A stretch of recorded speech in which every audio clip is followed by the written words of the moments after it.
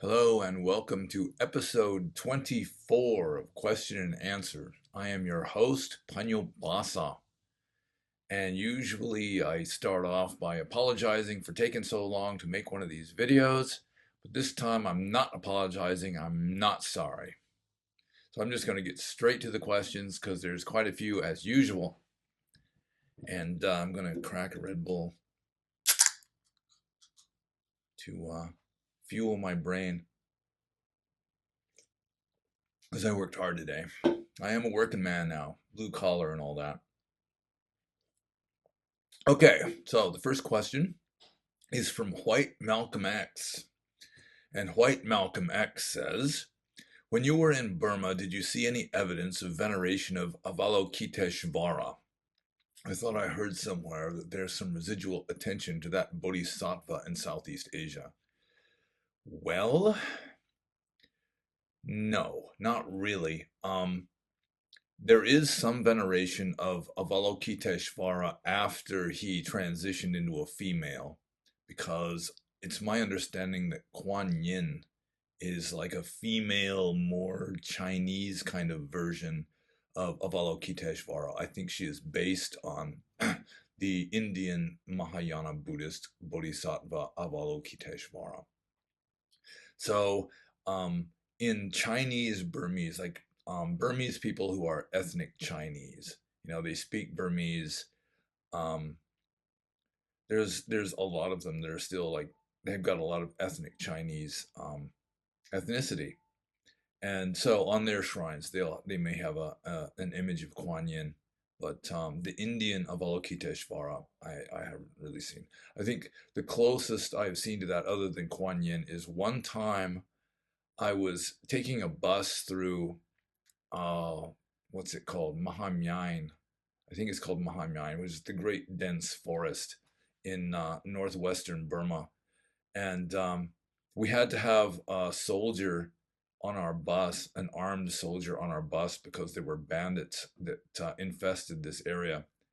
And we stopped off, before we got into the deep forest, we stopped at this little shrine that was to Beitthano Me, which means Black Vishnu. So there is a certain amount of veneration of Indian, like non-Buddhist, non-Theravadan deities. But with regard to Avalokiteshvara, other than after the sex change to Kuan Yin, I haven't seen it. And Kuan Yin is mainly venerated by people of Chinese ancestry who've got like a Mahayanist streak to them. So I'll just move on to the next question, also by White Malcolm X. And he says, is there any form of ecclesiastical hierarchy in Southeast Asian Theravada? I know that in Sri Lanka there are Nayakas and Mahanayakas who are regional leaders. If so, what do they do?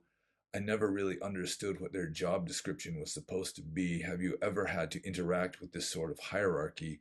If so, what was that experience like?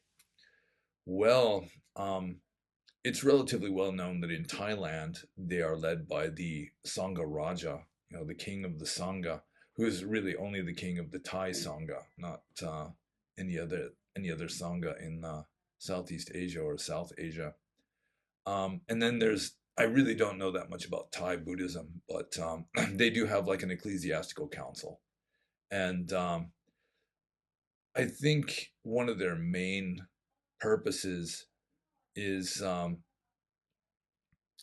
to like root out heresy. Like if you've got some Ajahn in Thailand who's teaching stuff that's really not endorsed by the Pali texts, he may be warned, and if the warning doesn't work, I've heard of them actually forcing monks to disrobe, which is kind of iffy. I mean, they really don't have that authority, but if the person assumes that they have the authority, they may go along with it. In Burma, they do have the Nayakas and Mahanayakas that White Malcolm X here mentions. It's similar, although the leader is just the Sangha Mahanayaka Sayadaw, which is the Sayadaw or master or teacher of the the great the highest teacher of the Sangha, or the highest master of the leader of the Sangha. And I've actually met with him. I had lunch with him once. Um, he was very friendly. I can't remember what he told me. He told me some strange story about supernatural things, but I can't remember what it was. And they're mainly bureaucrats. They're sort of intermediaries between the government and the faithful congregation of Buddhists. Um, I've had some interactions with Nayakas too, which are like the regional leaders of the Sangha. And like if an abbot is going to be appointed to a monastery, he has to have the okay of the Nayaka Sayadaw of that area. And like making new ecclesiastical boundaries, simas they're called, possibly even founding new monasteries, the Nayaka Sayadaw generally has to approve. And there is an ecclesiastical council, and they do what I was saying about what they probably do in Thailand, where they will send warnings to monks that are deviating from orthodoxy, and um, yeah, that's really, they really don't do very much, to tell you the truth. They're just bureaucrats, and I just walked out of a Nayaka Sayadaw's monastery. He lived in northwestern Burma, and some faithful, good-intentioned villagers took me to see him, and he was he was really keen on me handling money for some reason. I was relatively strict in that regard. I didn't handle money, and he just had some novice bring a plate from some cupboard and set it down in front of me, and then announced to everybody that um, they would earn merit if they donated for my traveling expenses, because I was traveling at the time and I didn't like it. And the monk that was with me knew that I didn't like it. And so I'm just kind of scowling. And then he started telling them that, they should pray for Nibbana when they're offering the money. And that was just too much. I just got up and walked out. uh, but yeah, I mean, they can be. I mean, they're not really chosen for their moral rectitude or their wisdom. I think it's largely politics more than anything else. So I think I'll move on to the third and last question of White Malcolm X. How do you say politically incorrect dharma in Pali? I think it might be something like Nichanu Chita Dhamma. Oh, I was going to look this up. Just a minute. Ah.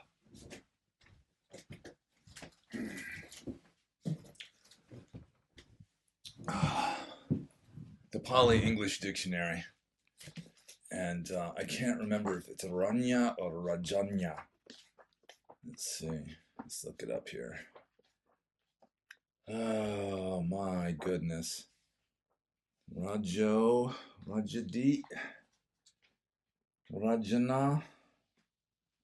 Okay, here we go. Okay, Rajji, or Rajja is Raja, which means like kingship, and I don't know. That's back in those days. That was pretty much what government was. So my guess, it would be like Micha Raja Dhamma, you know, um, wrong, wrong Dhamma of government, or something like that. um, yes, or what goes against the king or something. I don't know how to say politically incorrect Dhamma in Pali. Yeah, maybe White Malcolm X is got it better. Except he says he has Nietzsche instead of. Yeah, no. What he has got written here couldn't it wouldn't even be a Pali word. He's got a long I before a double consonant, and it starts with N, which yeah, I don't think that's really a word.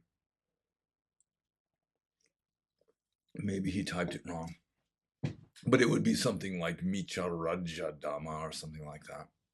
But I'm not exactly sure. I don't know if there's really a concept for that. I mean, technically, there would not be a Pali word. There's just a lot of things that there are no Pali words for. Pali has a relatively small vocabulary because it's largely based on the Theravada Buddhist texts. There's not much beyond that, and what is beyond that is based on the vocabulary of the Theravada, the Pali texts. There was one monk who wrote a Pali to English dictionary. He was inventing, or maybe it was English to Pali dictionary. He was a Sri Lankan monk, and excuse me, he was like coining new words for modern things. But yeah, even he didn't have an idea for politically incorrect dhamma. I'm pretty sure. Maybe I'll think about it and come up with something. So anyway, just move on to the next question, which is from Urlag, I think is the name. And Urlag says, as a former marine biologist, what are your thoughts on the neurological complexity of fish and other non-mammalian marine life?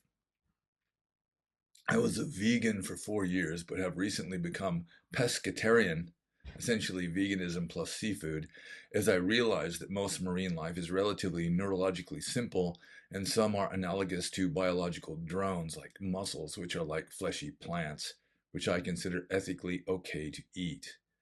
Um, really, I mean, a fish is a relatively stupid animal, most fish anyway.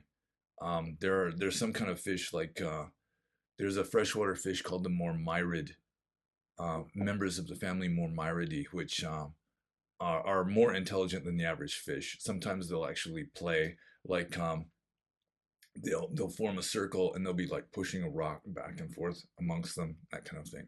But their nervous system is just a very simplified version of our nervous system. We are supposedly evolved from fish, but um, the invertebrates like mollusks and crustaceans, they just apparently do not feel pain the way vertebrates do. Their nervous system is designed very differently from ours. It evolved, independently of ours, except for maybe at the very beginning of the evolutionary, you know, whatever you call it.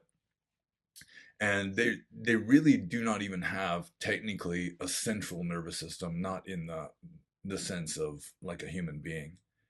And I've mentioned this before. I've talked about this before. I think I used to work as a fisheries biologist, and one of my duties, I worked on a Japanese longline vessel, which means they would put out 20 or 30 miles of line with a baited hook about every 3 feet, and then they spend the rest of the day reeling it in. And it was relatively high quality because the fish wouldn't get all squished in the net and so forth. But it was very labor intensive. But one of my duties was any crab that came up would have to be investigated. I'd have to look at it to see if it got injured, damaged, and what species, and how big it was, how much it weighed, male or female, that kind of stuff. And so I'd be busy with other things. So we had a big holding tank with seawater there. And sometimes a crab coming up on the line would have most of its legs crushed or ripped off. So a crab is a decapod. It's got 10 legs, including the pinchers. And sometimes like seven of them would be just ripped off. It had like one leg on one side and two legs on the other side. But when it got tossed into that holding tank, if it found some squid bait there, it would just stop and just start eating the squid bait. It seemed not to care at all that it just had most of its legs ripped off. And they gradually do grow new legs. So they just apparently don't feel pain the way a vertebrate does. And so I was largely vegetarian before I became a monk. And I would eat like shrimp and oysters and that kind of a thing because apparently they just don't feel pain or fear or that sort of thing like um, we vertebrates do. So I think I'll move on to Urlog's next question, which is, can you please elaborate further on your political views as a classical libertarian?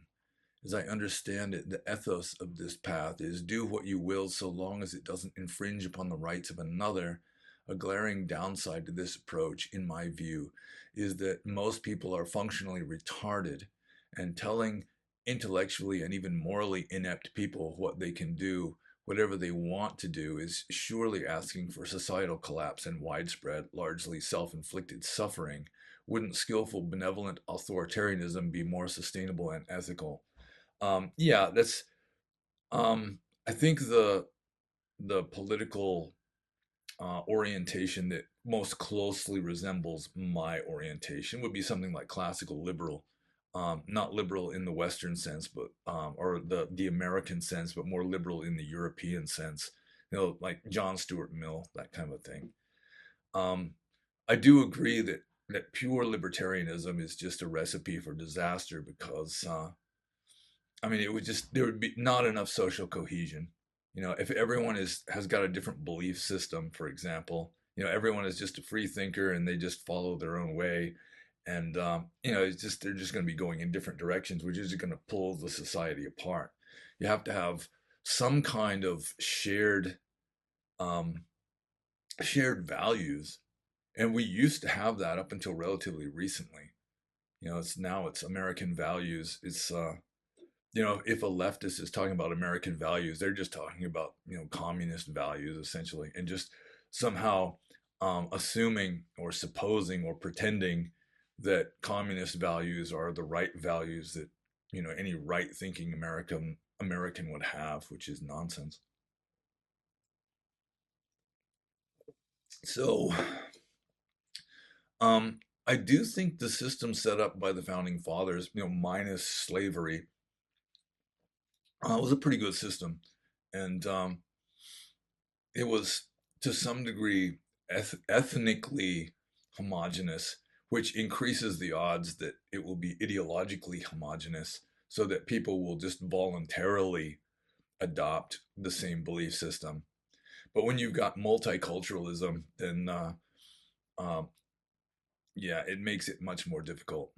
And then allowing um, people who are not um, politically educated or politically aware to vote is I mean is yeah, it's not a good idea. And when people living on the dole vote, they just vote for bigger doles. They just vote for more handouts. So, and I do agree. It's like with regard to the most people are functionally retarded, um, and intellectually and even morally inept. Um, yeah, most people are average. They're not like retards, but there are a lot. There's as many retards as geniuses. So um, yeah, it's like Thomas Jefferson said that if you don't if you don't want somebody controlling you, you have to control yourself. It's like what the price of freedom is eternal vigilance, something along those lines. I think that's the quote from Thomas Jefferson. And yeah, I mean, you have to have moral principles and that sort of thing. And the postmodern Western world is really opposed to that, seemingly. You have to kind of knuckle under to what you're told. You have to follow, the what the elite say, or else you're going to be punished. And if we just had a better elite, a wiser elite, then that would work best. Like I really think it's possible that the best governmental system would be like an enlightened autocrat, some enlightened emperor, the god emperor. But the problem is that, like in the case of Marcus Aurelius, you can have the philosopher king, but that's no guarantee that his son won't just be a sociopath. So, democracy, some form of limited democracy, is probably the safest. It's more of a recipe for mediocrity, but it's like a stable mediocrity instead of um, very good with the possibility that the next leader will be very bad. So that's my political views in a nutshell, very small nutshell. So I'm just going to move on to the Urlag's next question. What are your thoughts on dhamma centers and monasteries requiring vaccine passports to attend retreats or even to enter the grounds for a day visit? Is it unskillful for monks to turn away serious practitioners, especially those of us who are interested in ordination, due to ethically and logically unsound state pressures? Yeah, I mean, when I was a junior monk, I was told to read Mahakasapa's verses in the Therigatha, and I've talked about this before too, but it's a good story where Mahakasapa was walking for alms in a town, and a leprous beggar saw him, and he seemed so serene and majestic that this beggar with leprosy was inspired with respect, and he wanted to offer something from his own alms bowl. So he goes up to Mahakasapa, and he offers some food into Mahakasapa's bowl, and when he does it, one of his fingertips just breaks off into the bowl, and Mahakasapa just doesn't raise an eyebrow.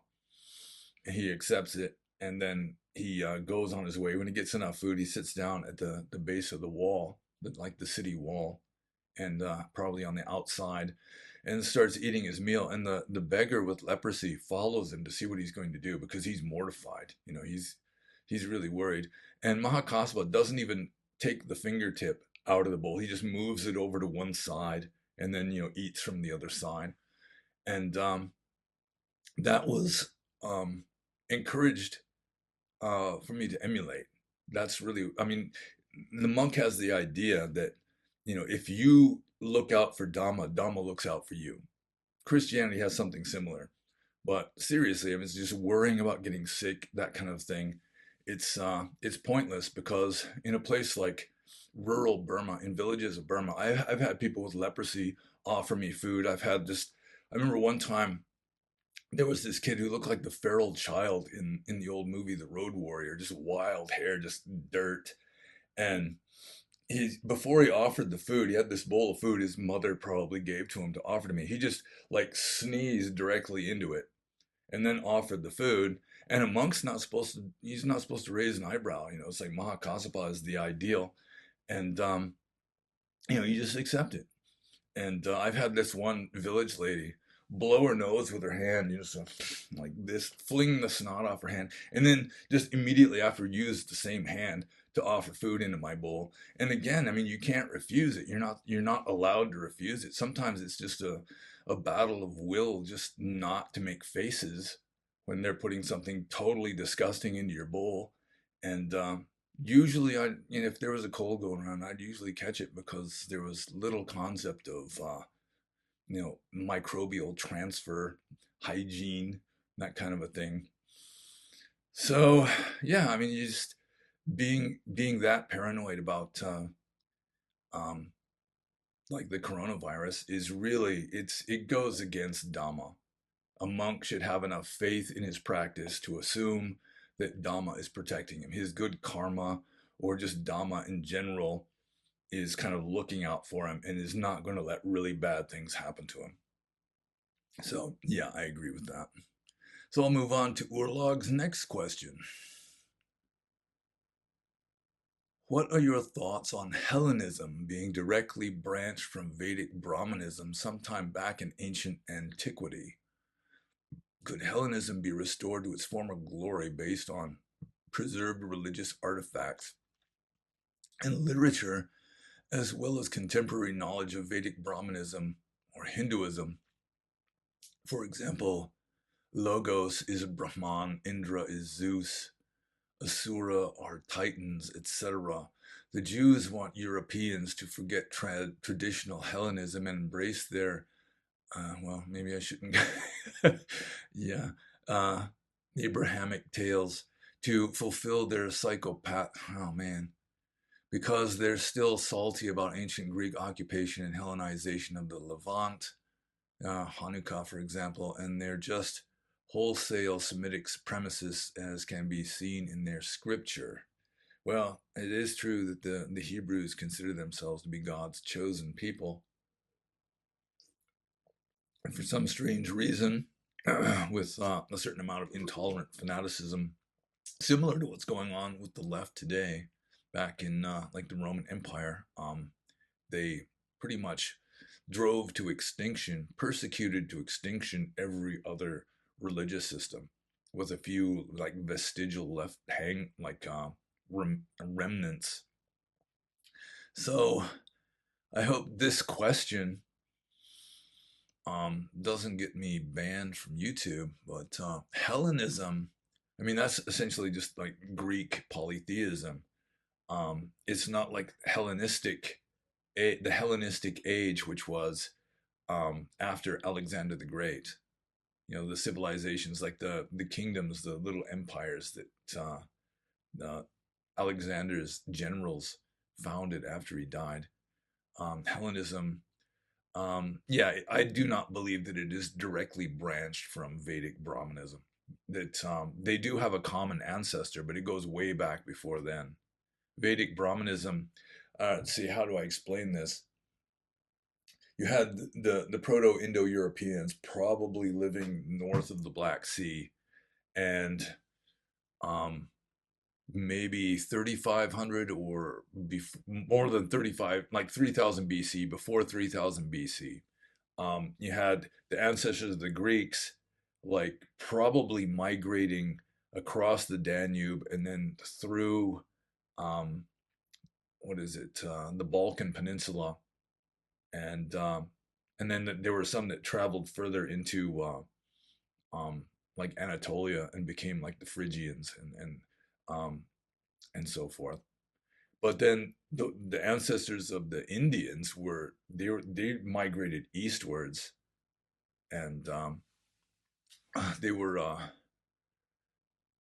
yeah, it was just very different. I mean, they're both derived from the same Indo-European homeland, and then the ancestors of the Greeks migrated in one direction, the ancestors of the Indians migrated in a different direction, and the Indians and the Persians were similar.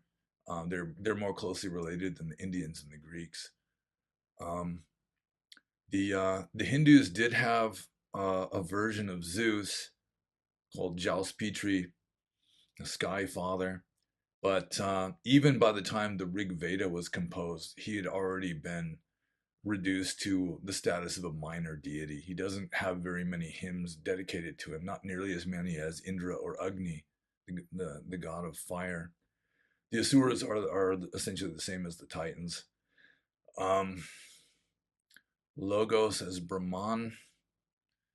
I really don't think Logos and Brahman would be even the same. Um, I've considered, trying to Indianize um, classical polytheism. So you'd have like Zeus as like Brahman, and in Indian philosophy or Indian theology, you got Brahma and his consort is Maya, which is like illusion, the generatrix of the world. So maybe you could appoint Hera as sort of the mother of all things. Like um, Brahman is just undifferentiated, but Logos seems to be more of a differentiating force, just sort of generating the 10,000 things as the Tao Te Ching talks about. So let's see. Yeah, I mean, I don't think that the Hellenistic or the Greek religion is directly branched from Vedic Brahmanism. They do share a common ancestor, and I think it would have been to the benefit of Greek religion to have adopted some more Indian elements, and you could turn it into something valid. Like Hinduism is, it still exists today. It's mutated a lot since ancient times, but uh, I mean, it's still a valid religious system. It's one of the few um, like living Indo-European polytheistic spiritual systems still in existence. So I'll just move on to the next question. Also from Urlag. This is his Urlag's last question. I assume anyone with a name like Urlag is probably male. What is the karmic impact of killing zombies? They're hostile, undead creatures, but there's also a faint spark of animating consciousness in their base cerebral regions, so they can move about and hunt. Does this count as taking a life or unlife? Well, the way Buddhist ethics works is that it is psychological and largely subjective. And so the reason why killing is immoral is not so much because of the suffering you're inflicting on another being, it's because of your own hatred and anger and aggression that is like your own mental states that are infecting your behavior, your actions. So if you're killing zombies just full of hatred, just die, die, die, even though maybe they're already dead, then yeah, you're going to be getting bad karma for that. Um, so yeah, I assume it would be um, unethical to kill zombies unless you can do it with complete serenity, which seems kind of unlikely. But then again, when you're living in the world, you don't have the luxury of being a renunciant. You maybe have people that depend on you to defend them or protect them.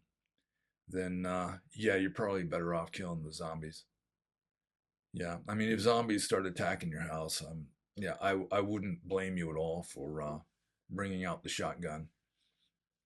So I'll just move on to the next question, which is from John S.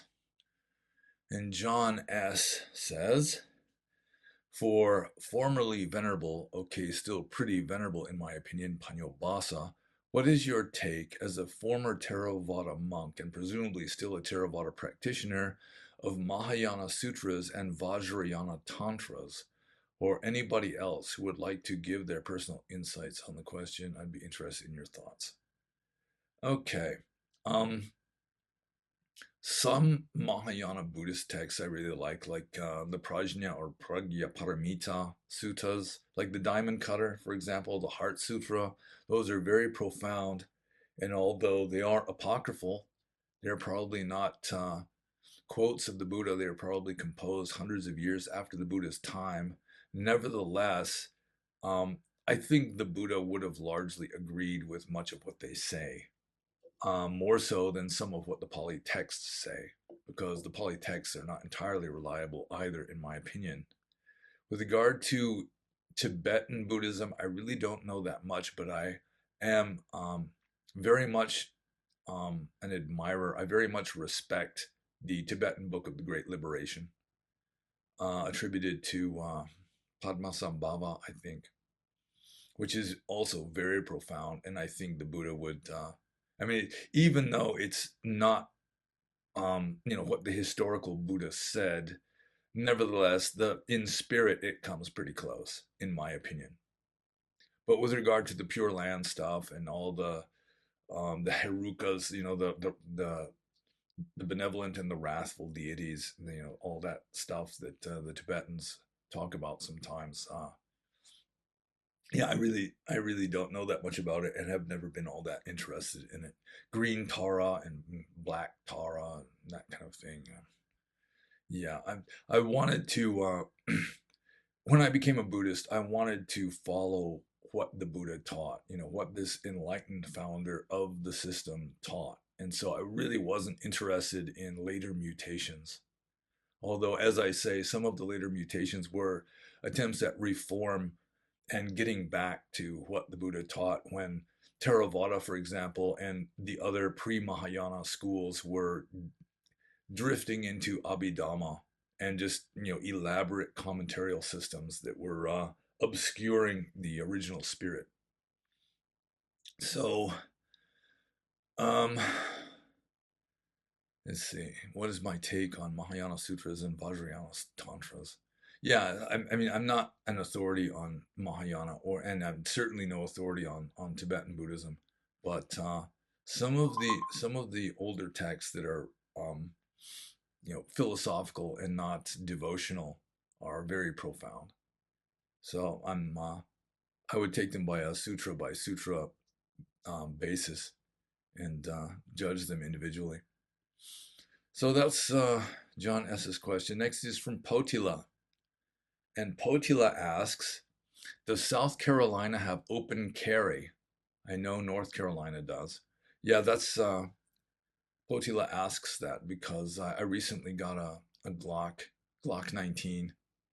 So I looked this up, and apparently South Carolina does have like a limited open carry where, strangely, kind of ironically, in order to be able to carry a gun like in a holster on your side like a cowboy, in plain sight, so it's not concealed. You have to have a concealed carry permit. So if you have a concealed carry permit, you can also open carry, but if you don't have a concealed carry permit, you can't open carry either for the time being. Although red states like South Carolina are going more and more red. So it's something to look forward to, I guess. So Potila's next question, also a defense question. According to Orthodox Theravada, does carrying a weapon incur any karmic tendency to encounter violence? So if you have a weapon, do you think that it invites more violence than if you didn't? Could be a knife, gun, whatever. Again, karma is it's a mental state.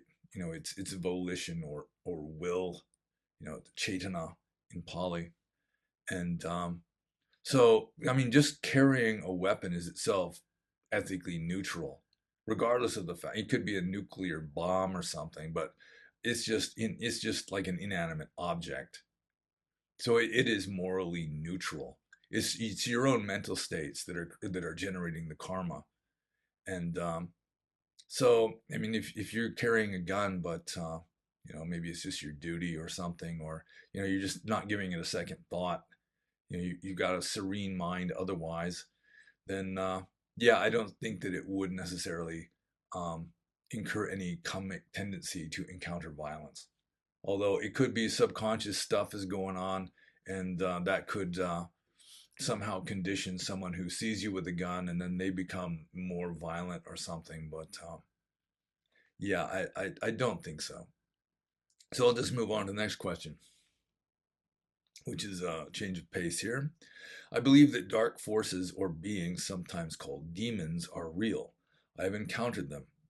How does Orthodox Theravada teach one should reject or manage such beings?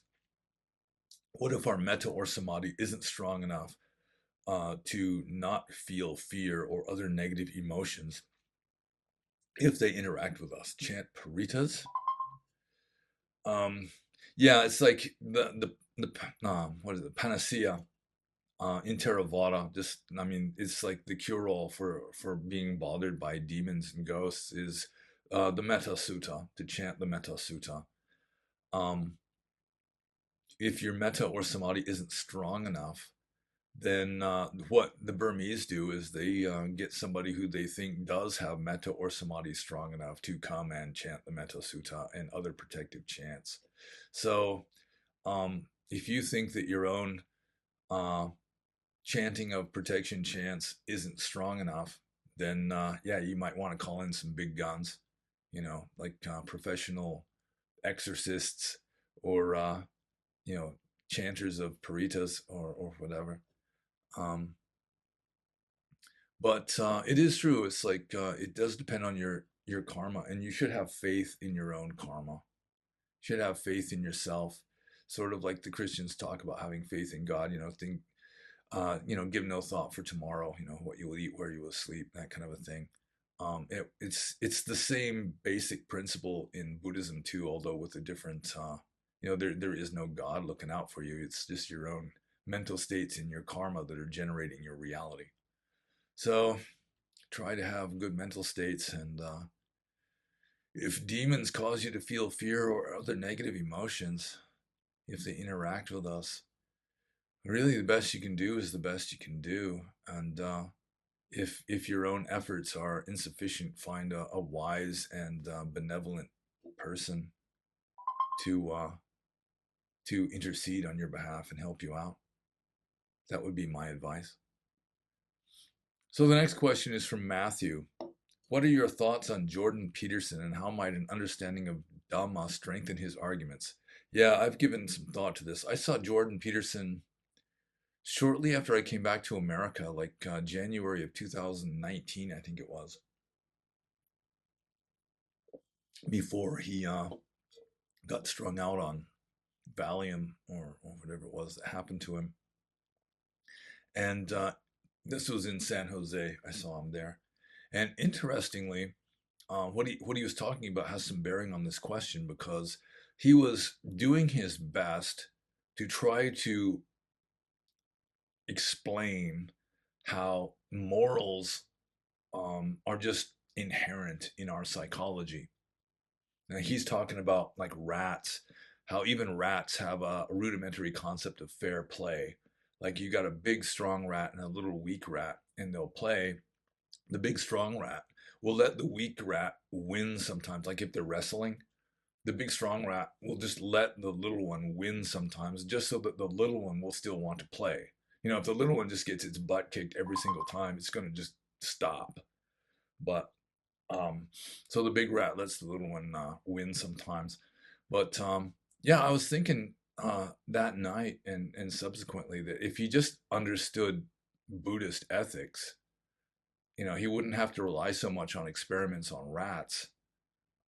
He is somewhat of a scientist, I suppose, but still, from the Buddhist point of view, like I was already saying, your mental states are conditioning your reality. You know, it's like in a way, it's conditioning the way you are um, just sort of generating a path through samsara. In a way, it's like you're dreaming, although we don't really have control over our dreams, as we know from our experiences at night. So yeah, I think Jordan Peterson would do well to study Buddhism, but not study it purely intellectually. That's one big mistake that a lot of academics make is they study something like Buddhism and they just cannot get out of intellectual mode. You know, if he, I don't know if Jordan Peterson has any mysticism to him, but um, it would be good. I mean, it's my experience from what I've seen and read that some really brilliant people, like what's his name, Stephen Hawking. He was really intelligent. I mean, he couldn't play basketball, but he was really intelligent.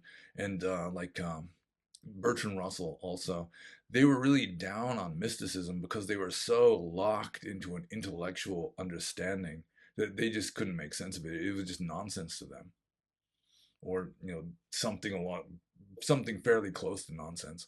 And so, whether Jordan Peterson has a mystical streak to him or not, I don't know. If he doesn't, then he's pretty much doomed to just trying to understand reality intellectually. And you're never going to understand reality by thinking about it.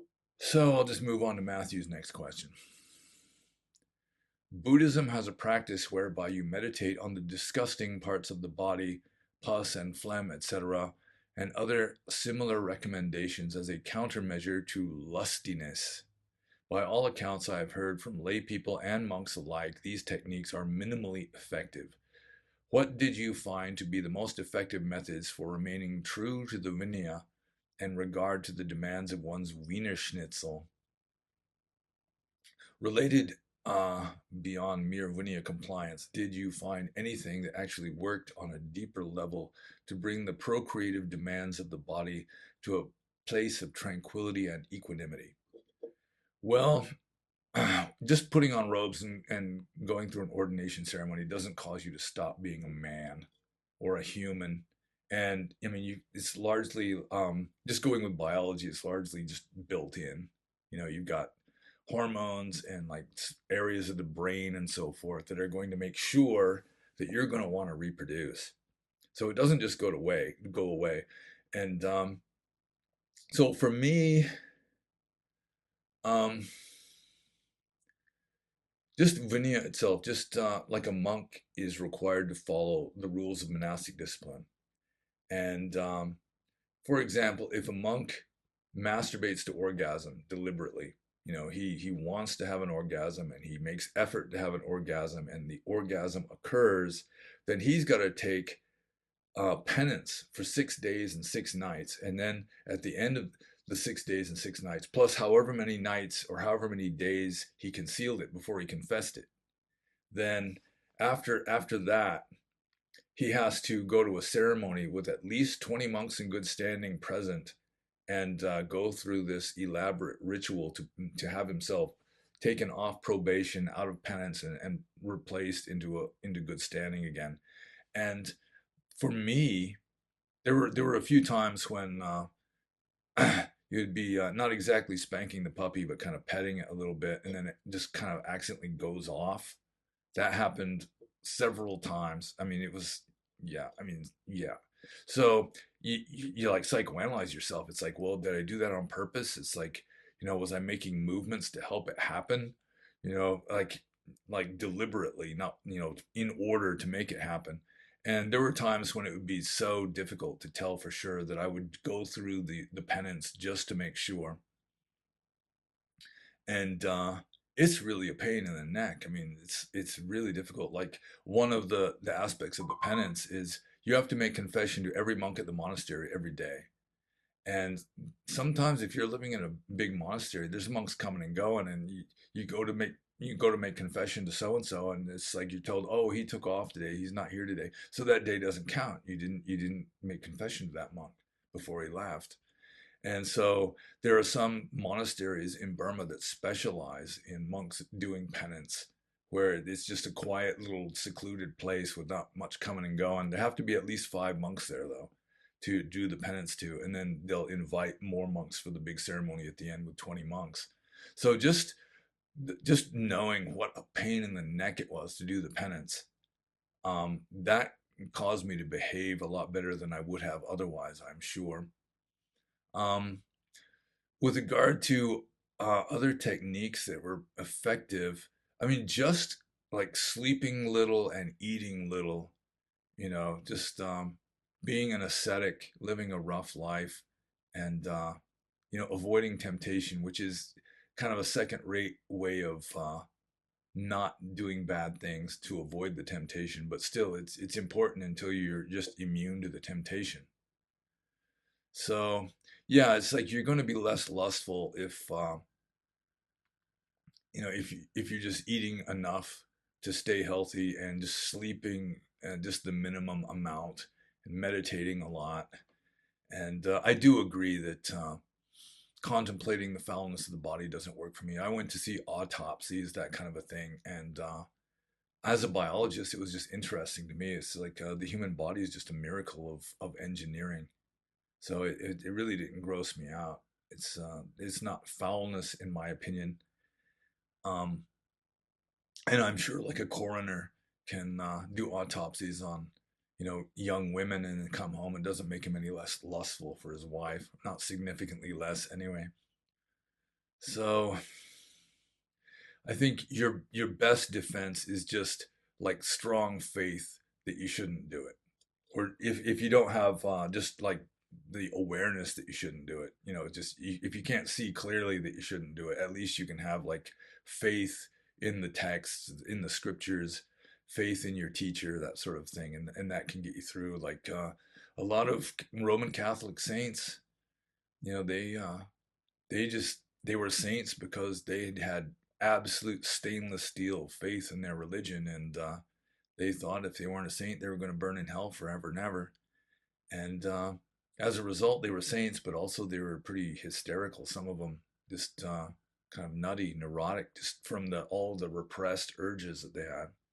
Like Freud says, and I don't think Freud was right about everything, but I think he was largely correct about this. It's like if you repress your urges, you just through force of will or just cultural conditioning or whatever, you just don't act out your urges. They don't just go away. Like your sex urges don't just go away. They just get like pressed down inside your subconscious mind where they build up pressure until finally they start percolating up to the surface as neurotic symptoms. So I guess as a review here, how to avoid being so lustful. Yeah, I mean, if you're ordained and you're strict and you want to be a good monk or a good nun, good monastic, then that can be a strong motivation to force you to behave yourself. Just doing the practice is a good way of. I mean, for example, it's very strictly against the rules even for a monk to be sitting down alone with a woman. Um, I already mentioned the masturbation thing. That's out. Sex is out. Masturbation's out. At least masturbation to orgasm. Um, and then just stay kind of underfed and under. under rested, deprive yourself of food and sleep to some degree, and that will help like lower the drives to some degree also. But I agree that yeah, contemplating foulness or looking at corpses and that sort of thing, that really doesn't work very well. So I'll just move on to the next question from Das Boot. And Das Boot says, I wonder about one thing. Most should be familiar with how dreams and most of the mind does their own thing when having a fever, food poisoning, or similar. Sometimes the quality or theme of these things seem to be connected to the specific physical process, at least in my case. Is this phenomenon produced by the brain only? Is it a mix of the physical state and karma, or is it something different altogether? Are there any other perspective on that are worth mentioning from a Buddhist Theravada perspective? Well, for starters, I would say it's very interesting that the Abhidhamma philosophy of Theravada Buddhism, which some Burmese monks will claim, just explains everything. It's like the Buddhist theory of everything, but it has almost nothing to say about dreams, which is interesting. Um, yeah, there's really not much mention of dreams in Theravada Buddhist philosophy, which I think is an oversight. But getting back to this question, is this phenomenon produced by the brain only? No, it is not. I mean, if you want to just stick to orthodox Theravada, the brain isn't even really what generates your thoughts. Um, I shouldn't get too much into that, but it's the Hadaya Watu, or the heart base. It's like thought arises in the heart and not in the brain. They really didn't know what the brain was for. Buddhaghosa in the Visuddhimagga just came to the conclusion that the brain is just a large amount of bone marrow encased in a large hollow bone, the head bone, and he was hard put to find a use for it. Um, but yeah, even from my point of view, I'm not a materialist, even though I can talk about biology and all sorts of things like that, technical materialistic sounding stuff. Ultimately, our reality is generated by mind. The very first verse of the Dhammapada, mind precedes all things. It is chief. It is all things are mind made, and so is the mind creates the brain more than the brain creates the mind. So yeah, it's largely karma working itself out. That's another teaching of Theravada Buddhist philosophy is your experiences are conditioned by your karma. And so, if you get sick, that's conditioned by karma. And if you're having weird dreams or weird waking mental states, I mean, I had pneumonia really bad when I was about 20 years old, and I remember hallucinating while I was still awake. It was like I was lying on my back in bed coughing, and it was like a little oil derrick there'd be like two or three of them sprouting out of my chest at the same time. And when it got to full size, it would burst in a cough, and then I would cough. Every cough would be like one of these things on my chest growing up, and boom, and I would cough, and then another one would get full size, and boom, and I would cough. That was strange. I have hallucinated in a waking state from being sick. But going with strict Buddhist spirituality, it's more mind than matter. There are some who really take the materialistic stuff seriously, and Theravada technically does claim that physical matter is ultimately real. That's one thing that I would disagree with Theravada Buddhist philosophy. But I think I'll just move on to the next question here. Well, maybe I shouldn't. I'll try and see if I answered the question more or less. Is this phenomenon produced by the brain only? Is it a mix of the physical state and karma? Is it something? Yeah, I mean, I'm not a materialist, so I do not think that physical matter is ultimately real. I mean, it's relatively real. It's conventional truth. It's conditionally real, but not ultimately real. For that matter, even karma, it wouldn't be ultimately real, but I think I can just move on to the next question rather than um, confound everybody with all my metaphysical gobbledygook. So the next question is from Yuichiro.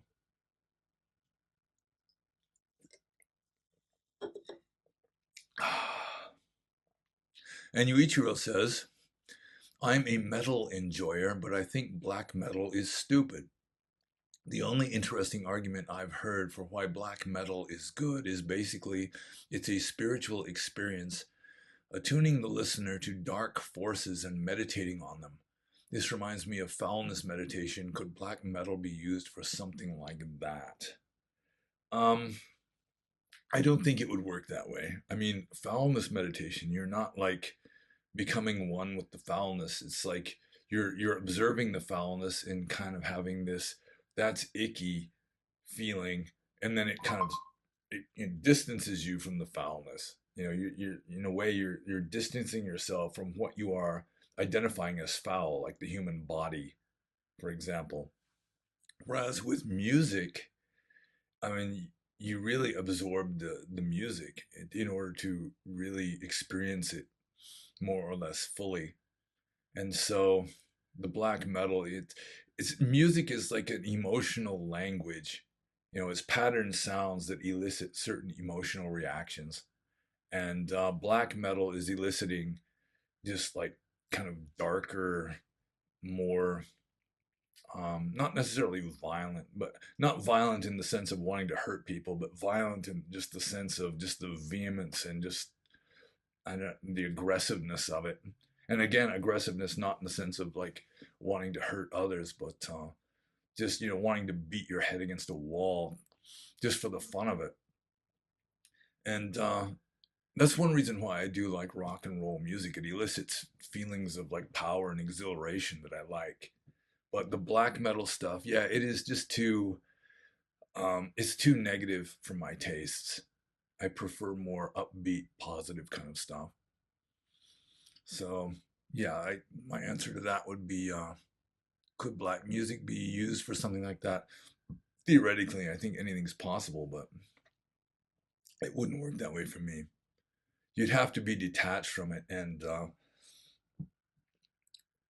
listen to the music the way like a speech therapist would be listening to somebody stutter, in order to separate yourself and see it as something that um, yeah, I don't think it would work very well. I think there are better ways of going about it. So the next question is from Arain.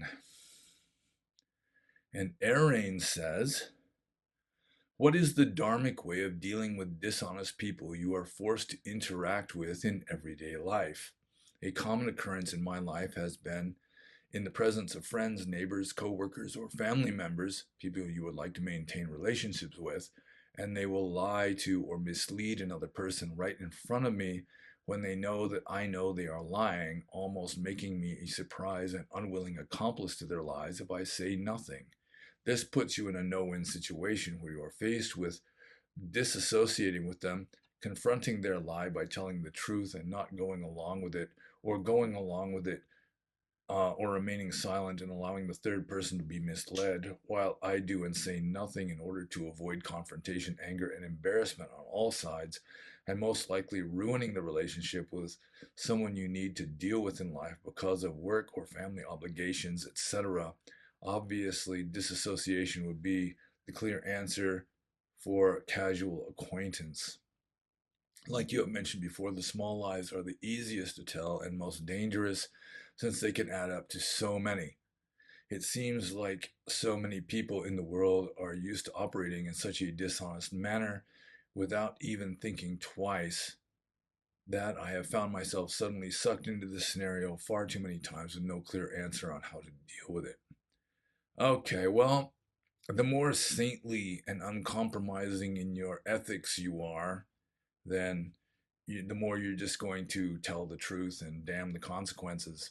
Let the chips fall where they may, which it works better for saints and like renunciant, like ordained hermits, where it's like I had the luxury as a monk where I could just tell the truth, and if people didn't like it, they'd go away, and I'm not supposed to care if they go away or not. I'm not supposed to be attached to that sort of thing. And it does have the advantage of it attracts a higher quality of friends to you. Although with regard to family, yeah, I'm my first many years as a monk, I can only really remember telling one lie. And that was my mother sent me like an Easter card or something, and she asked me if I still had it. And I said, "Oh, I think that's in the pagoda now," which it was, but it was like in a garbage can in the pagoda. I read it and tossed it. I didn't want to hurt her feelings. So when you're dealing with people in ordinary life, it is very difficult always to tell the truth.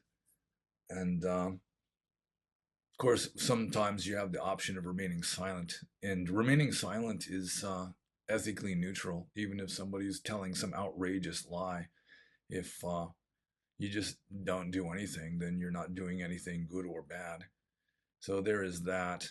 But I think in a lot of cases, like let's say it's your next door neighbor or something, and your next door neighbor is a rascal or a troublemaker or a crook or whatever, then just try to have metta.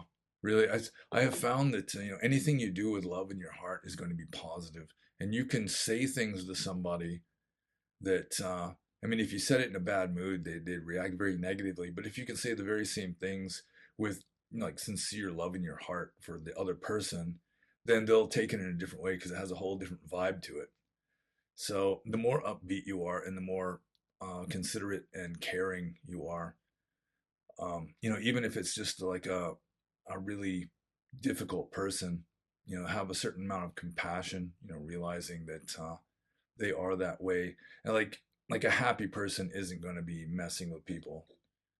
Happy people tend to be, live and let live. They're not trying to make other people unhappy. It's unhappy people that are trying to make other people unhappy. So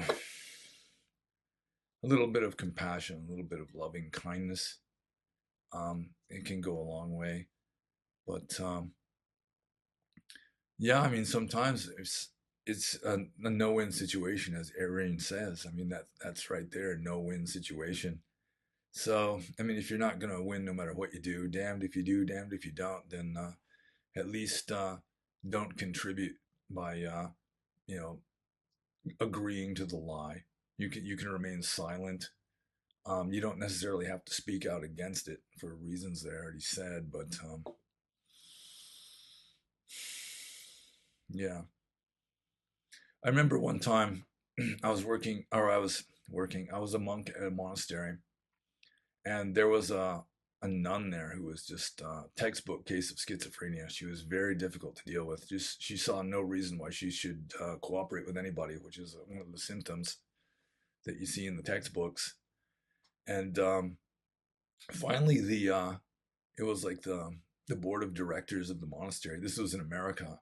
They decided to just like evict her, and so they just took all of her stuff out of her room. I mean, just asking her to go away didn't work. She just would refuse.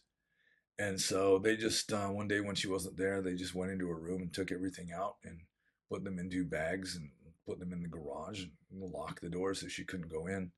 And one of the members of the board of directors was standing next to me, and she was concerned. I mean, she was a soft-hearted person, and she said, "Sometimes it's hard to know if you're doing the right thing." And then I said, "Sometimes, there is no right thing. You just have to choose between two wrong ones." And that's one of the reasons why the Buddha came up with monkhood and renunciation to reduce uh, the opportunities for the no-win situation to arise.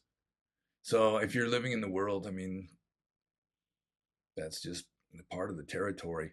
And having as positive a mental states as possible is can at least help you to get through it. So I think I'll just move on. I mean, that's how do you deal with a no-win situation is it's really hard to advise other than have positive mental states or at least serene ones. So the next question is from BPAT427. And BPAT427 says, how much bad karma would one gain from making a habit of constantly laughing at other people's expense as a coping mechanism for not getting angry at those people all the time? Well, it's hard to say how much bad karma you would gain because it depends on your mental states. Karma is a mental state. And so, I mean, if there's kind of, if it's like sneering laughter, then that's not so good. Sarcastic laughter, maybe not quite so bad. But if it's like laughing with the person, then yeah, that could be positive. It depends on what your attitude towards the other person is. If you've got aversion, then that's going to the extent that you've got aversion, then you're making bad karma. If you've got maybe even attraction, I guess, from the Buddhist point of view.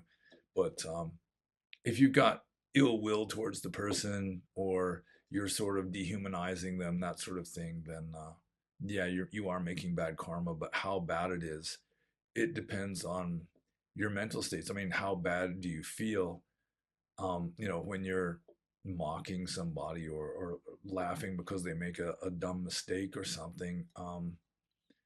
Deep down deep down, you're going to feel it. It just reminds me of the old movie A Clockwork Orange, where you got the droogs, these gang members who just go out and they're like beating people up and raping women and so forth, and they're laughing uproariously, but their laughter isn't good-hearted laughter. It's more like hooting, like lower primates or something. And so it's just the laughter is just sort of like a pressure relief valve. Just all the outrageousness that they're doing is sort of, they don't want to like look too closely at what they're doing. They don't want to actually feel compassion or empathy, and so they're just kind of covering it over with laughter. And that is not really a good kind of laughter to indulge in. So um, you gotta like look at yourself. I mean, it could be another no-win scenario where your only choices are going to be um, unethical or very unethical, and then you just choose the lesser of two evils, I suppose. Um, but it's true. I mean, I give people a hard time sometimes. It's like there's a guy at work who he just gets teased a lot, and he's fun to tease. We just blame him for anything. I mean, the weather could be crappy that day. We'll blame him for it, that kind of a thing, and he goes along with it. I mean, he kind of gets exasperated a little bit at being the butt of jokes, but it's really one reason why we do it is because we do like him. He's just fun to tease. So I mean, that's a possibility too. I've had friends like that more than once, where they're just fun to give them a hard time sometimes. I just kind of come from that sort of social circle or something. So I'll just move on to the next question from Chaplin. Assuming there are basic Christian concepts like grace, forgiveness, sin, etc., what would be the equivalent in Buddhism? Does Buddhism even have corresponding principles that align with those of Christianity? All right. Oh, wait, is this part of the same question here? Okay, no, that's the next question. So, basic Christian concepts, what are their equivalents in Buddhism, or do they even have them? And the three main examples here are grace, forgiveness, and sin. So we'll start with grace because this is an interesting one.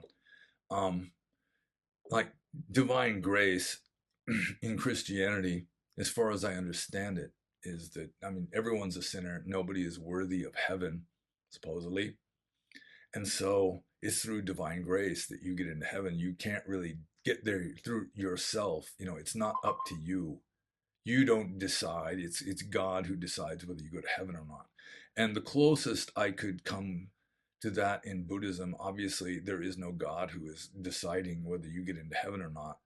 No God to have the divine grace. Um, Nevertheless, you're not going to become enlightened through your own efforts.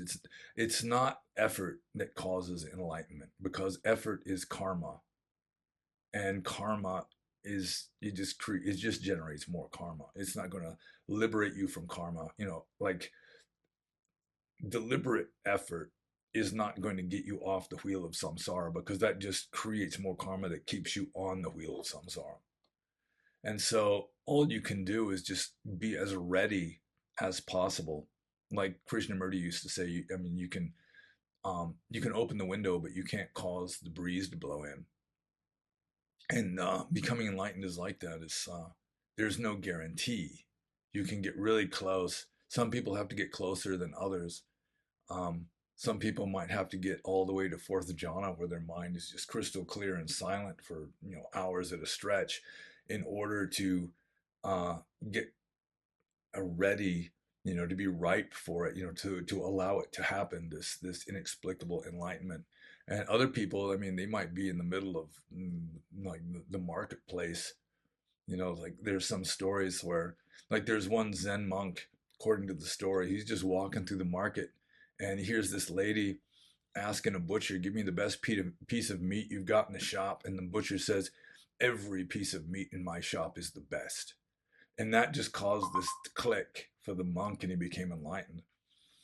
So he obviously didn't have to cultivate deep trance states, or at least he wasn't in one at the time. But I mean, it's sort of like grace in that something inexplicable, something mysterious beyond your control is allowing the enlightenment to happen.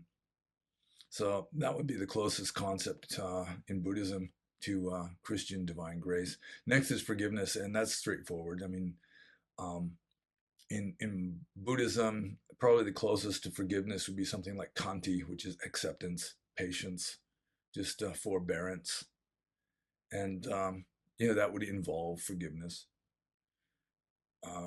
So it's definitely a virtue in Buddhism, forgiveness, to forgive people their trespasses. And with regard to sin, yeah, sin is not a Buddhist term, but sin is just doing wrong. And in Christianity, of course, it's doing what God doesn't want you to do, supposedly, although he's all powerful. So if he really didn't want you to do it, you probably wouldn't be able to do it. But in Buddhism, it's just akusala kama, bad karma, which is based on a psychological ethic. It's like if you do something motivated by hatred or aversion or anger, then you're already poisoning yourself. Just your own mental states are just toxic, and they are poisoning you. So it's different from sin in that regard. Um, yeah, so I think I answered the question at least with the three examples. But Buddhist ethics are very similar to Christian ethics in many respects, and I've given the example of Saint John of the Cross, who was a very great mystic. I think he may have been wiser than the founder of his own religion. I do think it's possible he was fully enlightened, and it's almost certain that he was a master of what a Buddhist would call fourth jhana. And the practices that he set out, or that he described in his like spiritual books, spiritual guidance, are very similar to Buddhism, although he has a whole different way of explaining it because, of course, he's a Catholic. So the theory may be radically different, but the practice is very similar. And that's kind of how Christianity and Buddhism compare. I mean, at the most advanced levels of all religions, the higher you get, the closer they converge. But they may have wildly different theories to account for, why you should practice. So I'll just move on to Chaplin's second question here. Is it ethical for me to work for a corporation whose values do not align with my own? Well, that's a good question. I think a lot of people do that. And unfortunately, you work for any corporation, is obviously a profit is the bottom line. They're out there to make money, and most corporations are out there to make as much money as possible. And that may involve unethical activity, and it usually does, I think, at least sometimes. So whether it's ethical for you to work for them or not depends on your own mental states. This is the common refrain in my questions and answers. Um, really, ethics from the Buddhist point of view are they depend on your own mental states. So if you can maintain, um, you know, benevolent, honest mental states, and if you can stay honest while working for these people, they're not requiring you to lie to people, not requiring you to rip anybody off, then you can still be doing pretty well. And I'm glad I'm not in sales. I'm like in production where I'm working. So it's an honest job for me, regardless of what the salespeople are doing. I have noticed that the salespeople will try to sell people stuff that they don't need. Like they get like they might get talked into ordering just getting a big crate to put their stuff in. We build crates to put some of the stuff in, and sometimes it's just completely unnecessary. But the salesperson talks them into it just to get more of a profit, and then they get like a commission or something. And yeah, that's getting kind of unethical, and I wouldn't want to do it. But that's their own decisions to make, and I'm not really trying to badmouth anybody here. All right, next question is from David Odysseus. Wondering what you're doing at the sheet metal shop and how do you feel going back to more normal life? Do you ever feel beneath something so menial as you had been living a very pretty ambitious life before, taking alms and seeking enlightenment? I need to get a fairly basic job myself as I have been traveling a number of years and I feel a reservation of getting trapped. I'd love to hear how you take it. Well, yeah, it's sort of almost paradoxical, the situation of a monk, especially a monk who practices very strictly and is revered by devout Buddhist people. Like, a monk is called Venerable Lord, and people will bow to you, and you're treated almost like a god. But at the same time, a monk is supposed to be a beggar. I mean, that's what bhikkhu, the Pali word for a monk is bhikkhu, which literally means beggar. Bekam bekadit bhikkhu, which means, he begs for alms, therefore he is a bhikkhu. So, the founder of the tradition in which I was ordained, now Venerable Taungpulu Sayadaw, said a monk should be as humble as a foot wiping cloth. So, on the one hand, you get revered and treated like a god, but on the other hand, you're not supposed to care about that at all, and you're supposed to be as humble as you can possibly be. And furthermore, a monk is supposed to be an ascetic. And I was ordained in an ascetic tradition. The Taungpulu tradition was largely based on forest asceticism. And so for me, it's sometimes working at a sheet metal shop. It's like an ascetic practice. Just getting up early in the morning is an ascetic practice for me, and then just the hard work. And as I said at the beginning, I worked pretty hard today. There's a lot of physical exertion involved. Um, yeah, I mean, you can just see it as a kind of ascetic practice. I'm not sure how a job like sitting at a desk or frying hamburgers or something would be, but it's like my karma just plus my sweetheart's advice got me this job that really just fits my karma or my character or something. It's sort of an ascetic kind of a job, which I like. And I don't know. It's like with regard to being humble or exalted or anything like that. I mean, I'm just me. I don't really think about it much. Um, yeah, I mean, I get treated fairly well at work. The other guys like me and all that, or seem to anyway. So, yeah, I mean, for me, it's most of the changes in my life, like having to work for a living, they're largely peripheral.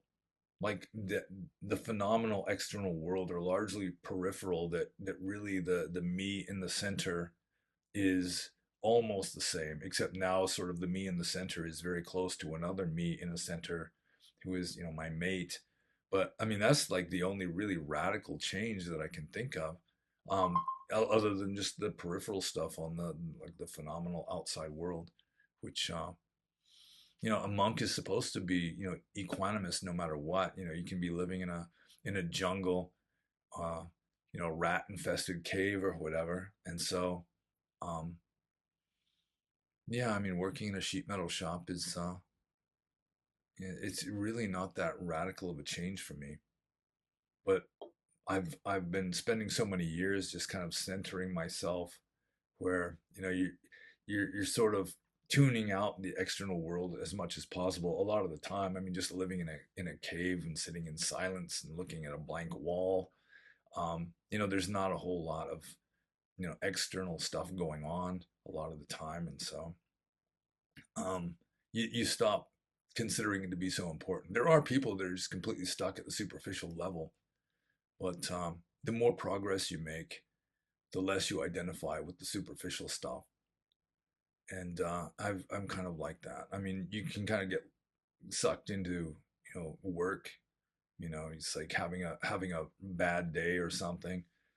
But yeah, I mean, it's really not all that different. I'm still the same me. I got a beard now, wear shirts, that kind of thing. But it's not that big of a deal. It's and the difficult parts are just grist for the mill. It's like ascetic practice. So the next question is from John. No, not John Doe. It's Joe Doe. I have been wanting to ask if in Burma and or in Buddhism, if they have a flexibility program. Sitting in the lotus comfortably takes good flexibility. Well, in Burma and throughout most of Buddhism, um, most people just don't sit in the full lotus. I sat in the full lotus, but most people don't. Most Buddhists don't. Most Burmese Buddhists don't. It's pretty rare actually. And so, if there's one tradition in Burma, it's Ein Thedo. No, oh, I'm having a mental block. The Ingu tradition, where a person may have to sit several hours in the full lotus, and it's done without the flexibility program, so it's just like excruciating agony, and that's part of the purpose of doing it, is just teaching people to go beyond the agony. I assume, it's just sheer brute willpower, just remaining sitting in the full lotus when your knees and ankles are just screaming in pain. But they're in yoga, like Hindu yoga, they do have the stretches and that sort of thing to make it easier. In yoga magazines or something, you can find that sort of thing. But I never came across it in Burma. For me, it was just gradually sit longer and longer. You know, I remember seeing this old guy in San Francisco. He went to one of the talks that I gave, and he could just flop into the full lotus. He hardly had to use his hands at all. And he just looks around smiling, says it only hurts for the first 5 years, which is about right.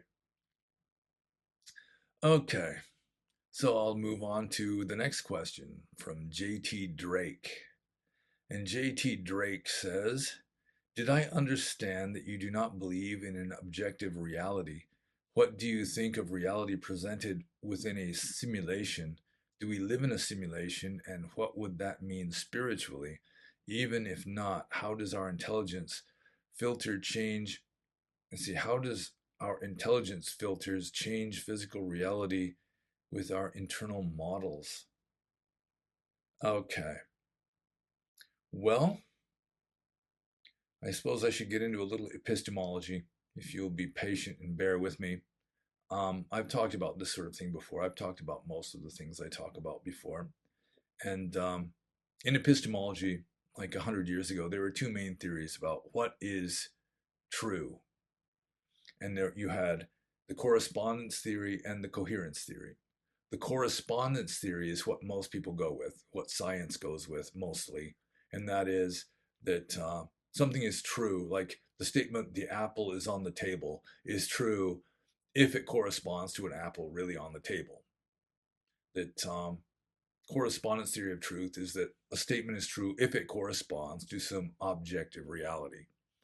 The coherence theory, which was endorsed by some Hegelians mostly, like F.H. Bradley, is that something is true if it's in agreement with everything else that you've already determined to be true. And with regard to the what I consider to be reality, then with regard to ultimate reality, I'd go with the correspondence theory. That ultimate reality is it's just an objective ultimate reality, so to speak. I mean, you've transcended subject and object, but I mean, there really is an ultimate reality, but it's formless and infinite. And it's like the simile of the block of marble that I've talked about before. It's like you've got the block of marble, and contained within that block of stone are every single possible statue in existence. Every possible statue is inside that block of stone that you just have to carve away the rock, but they're already in there. Every single molecule is already there in the right place for that statue. It's just that, the excess rock just has to be dispensed with. And, but they're in there potentially and virtually already. And I consider the samsaric world, the phenomenal world, to be that kind of reality. It's conditional, it's virtual, but it's kind of potential, but it's not ultimately real. So we're living in a kind of simulation, but it's generated by our own mind, or generated by ignorance. So in a way, we do kind of live in a simulation. We're sort of in the matrix, but it has ultimately, it has ultimate reality underlying it. So it's not like totally fake. It's not totally illusory. It's just that it's a conditioned version of a limited reality. So what would that mean spiritually? Well, read Buddhist texts, or like Vedantist texts. I read the Upanishads, and yeah, that would it would you get some indication of the spiritual indication, or the spiritual implications of it. See, how does our intelligence filters change physical reality? Yeah, and like I say, I really am skeptical of the very existence of physical reality. I am not a materialist. So that answers that question, I think. And then finally, the last question is from Teresa. How is it clear what is the right thing to do, even when it's so hard and painful? Okay. How is it clear what is the right thing to do? Sometimes, like I was mentioning earlier, um, you may not have a right thing to do. You just have to choose between two wrong ones, in the sense that whichever you choose is going to not result in perfect happiness. There's nothing you can do nothing you can choose that's gonna result in just being happy all the time. So, sometimes you just have to choose the lesser of two evils, or the lesser of two samsaric paths, and you just have to make the decision as wisely as you possibly can. You might take a lot of introspection, just sitting alone in a quiet place, going out to the beach, or into the mountains, or into a forest, just getting as clear as you possibly can, and contemplate, and just come up with what you consider to be the best thing you can do. Not necessarily the right thing, because as I say, one might be just less wrong than the other one. Some people get into situations in life, most people actually, where sometimes you just have to choose the lesser of two um, unhappinesses, at least two paths that are going to cause a certain amount of unhappiness. But the thing is, once you have made the decision as well as you can, then no regrets. You just go ahead and do it. Regret is really, it's a kind of poison, and that's one thing about Buddhist philosophy I have taken to heart, that regret is always bad karma. It just makes things worse. So once you have made the decision as carefully as you can that this is really what I should do, then really, no matter what, you shouldn't regret it. It may be that circumstances will change, or you'll get some sort of insight, or whatever it is that you may see that you should do something different. Maybe you should have chosen the other way, and then you can try to rectify your course, maybe. But still, there should be no regrets. And if things are really difficult, and like you're just very unhappy, then I've been in situations like that. Everybody has, with extremely few exceptions, I think. Then in times like that, it's just try to do something positive. Try to get some kind of accomplishment going every day. Maybe sleep a little extra, but don't just stay in bed all day.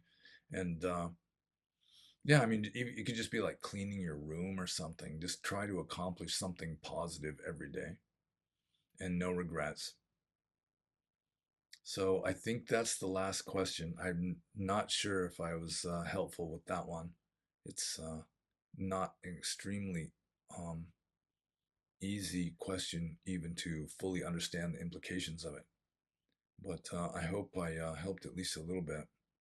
And that was the last question. So um, that's it. And you're all welcome to ask questions for the next one. And just leave them in the comments below. Or if you are subscribed to Subscribestar or are on my Discord server, you can leave your questions there also. And also, I suppose I should hype my stuff. Just down below this video are my URL links and also my books that can be ordered on Amazon. And be happy.